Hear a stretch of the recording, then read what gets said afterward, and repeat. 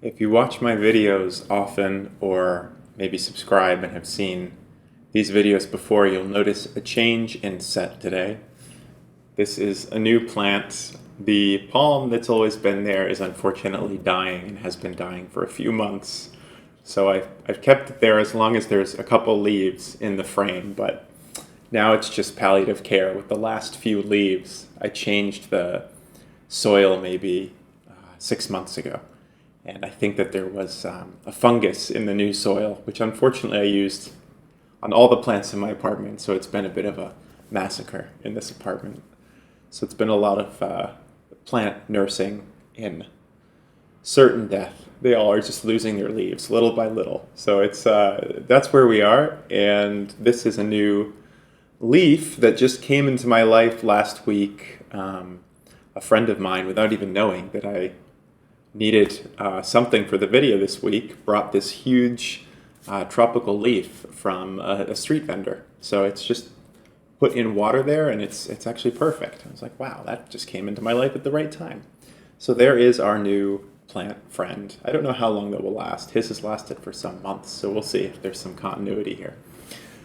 There may be, there may not be. We need to get a new plant. But that is the plant situation. Aside from that, today's video is on being yourself because it is a super popular idea and refrain, be yourself. When I was growing up, I was very Catholic. That was my context and my worldview, mostly. Kind of a loose liberal Catholicism that came mostly from my mother. So it wasn't kind of Orthodox Catholic. It wasn't so much about the rules. It was more about the spirit and kind of the beauty of the church. And we traveled a lot when I was a child. So I saw temples and ruins from all over the world and different religions. And that had a pretty deep impact on how I perceived the world. And I always felt, since I was very young, some sense of some spirit or presence. So when I was younger, I interpreted that mostly through a Catholic context as an experience of God or the Holy Spirit, or a combination. Definitely typical Catholic mysticism, basically.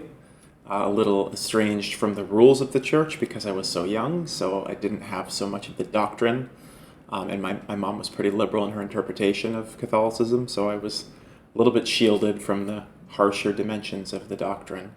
And I just kind of got to experience the qualitative aspects of the church, the beauty of it, the ritual, and this kind of an anchor and a context for what I was experiencing within. And so I always experienced this inner presence that I felt as God, in a sense, something separate from me. Not absolutely separate because I was experiencing it intimately, so it was obviously deep within me. But I had this sense that there was me, who was this kind of small thing, and then there was this experience of the divine, which was this vast, infinite, like life that moved the world, basically. And then in high school, I remember, because I went to high school in Boston in the US, it was not a Catholic school or anything. I remember another student saying to me at one point, "Oh, just be yourself." And it was kind of a strange thing for me to think about that because I could tell, based on the way that the student said it, a friend of mine, that there was authenticity in the statement, that they meant something by it. It wasn't just words. But I thought, well, what does that mean? Be yourself, because that didn't really fit into my context. So in the Catholic context, yourself is just like this small, in the extreme sense, like a small sinner. Like you're just like kind of insufficient in yourself. You're not kind of looking to be yourself. You're looking to kind of move with divinity, to express the divine, to live through the divine. And so I sort of thought, when he said be yourself, he was connecting to something there. And it kind of occurred to me, oh, right, so this, what I'm calling God, could just be called yourself. And that sort of created a bit of a problem in my head because I thought, well, how is this yourself if it's also not an individual self? So the nice thing for me about that switch in perspective was that there was some baggage that came with the Catholic perspective, which is that I often had a fear of punishment. I had this very visceral experience of something divine, and I also knew that there were a lot of rules in Catholicism, and I was pretty scared that if I felt this so intimately, there was something very alive and directly present within me, that it could turn against me if I did something wrong. So that was like kind of terrifying. I mean, I didn't have like all the specific rules of the church in my head, but I had the general aura of like, don't veer off the path too much. And having this very experiential sense of something alive that was clearly divine within me made me really nervous a lot. Like, if I go wrong, what's this thing going to do to me? And the experience of this as myself, instead of some kind of patriarchal foreign entity, was really liberating in a way. So if you experience this, if you just focus on the presence of this, it doesn't feel patriarchal. It's not, it doesn't feel like a punishing presence. And so that's also part of what kind of helped me break from that paradigm. It was, okay, well, this energy doesn't seem to want to punish. That's not its focus. It's just nurturing. It's just life.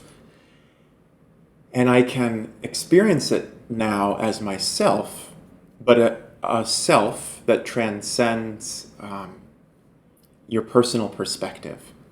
So this is the reason for this video is that we often hear this refrain, be yourself.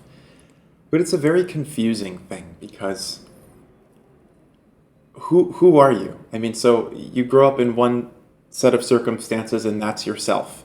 And then suddenly you move to a different state, or you go to a different school, or you move to a different country. And that self that you've learned to be can't exist in this new context because people won't relate to it. So for example, if you spend your whole life speaking English, you move to a country that doesn't speak English and you have to speak a new language.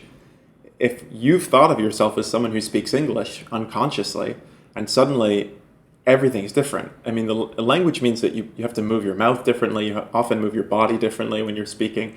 It can be pretty strange in the beginning when you start speaking a different language, for example. And this idea of the self that you were being isn't there. I mean, it's a different self. So which self are you supposed to be? And that's where something much deeper comes in, which is the self that is not the ego, the self that is not the collection of circumstances, and the self that is not fixed. It's not an entity. It's not an idea of who you are. It's just an inner experience of something vibrant and like awake and kind of like a buzz. It's just a very quiet buzz. And it's you, but it's you on such a deep level that it's also divinity. It's not one or the other. So it's not foreign to you. It's not going to punish you. It's not going to control you. It is you. And yet it's you beyond your choices. It's you beyond your ideas. It's you beyond your personal sense of agency, your personal decisions. It's a you that's so deep that it's also guiding you. So it's difficult to logically express because it's like there's different dimensions of depth of you. And so there's like a tip of the iceberg you, which is the you that you're most familiar with calling yourself, right? Like where you live, what you do, who you know that you are, kind of the ego structure. That's like the tip of the iceberg. And then underneath that is just a deeper and deeper and deeper and ultimately infinite experience of the self that we can call divinity, but in doing so, should recognize is also just you. It's not something foreign. It's not something apart from even the ego structure. It's not something apart from the small idea of you. The big you and the ego structure you they're the same you. And ultimately, the ego structure you is pretty flimsy. It will change, it has to adapt. That's not really who you are, that's just a practical contrivance. It's a self that you invent, it's a mental construct that helps you interact with your immediate environment in a practical way. So it's good to know that in Argentina, I should be speaking Spanish with people. That helps me function. Is it who I am? No. It on a relative level, it's who I am right now because it's where I am and it helps me to live. But it's not who I am. That can change. So there's the kind of tip of the iceberg self that helps you interact with the world, which is not really who you are. And then there's a deeper and deeper and deeper awareness of the self that comes from within and is ultimately infinite and is ultimately intelligent beyond your mental intelligence and is the heart of who you are and ultimately the heart of all things, of what all things are, the universal self.